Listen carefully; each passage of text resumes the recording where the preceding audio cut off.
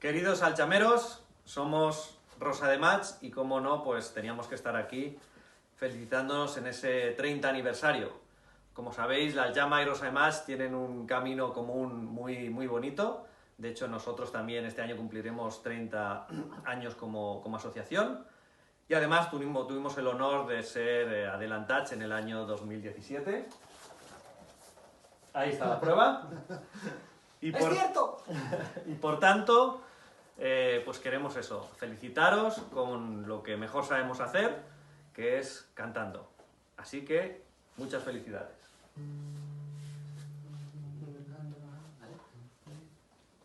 La llama,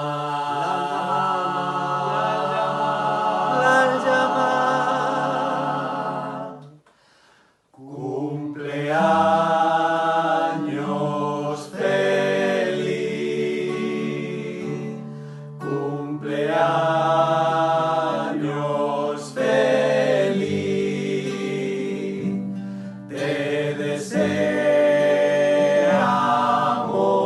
todos, cumpleaños feliz. Un beso. Besos, alchameros. Felicidades.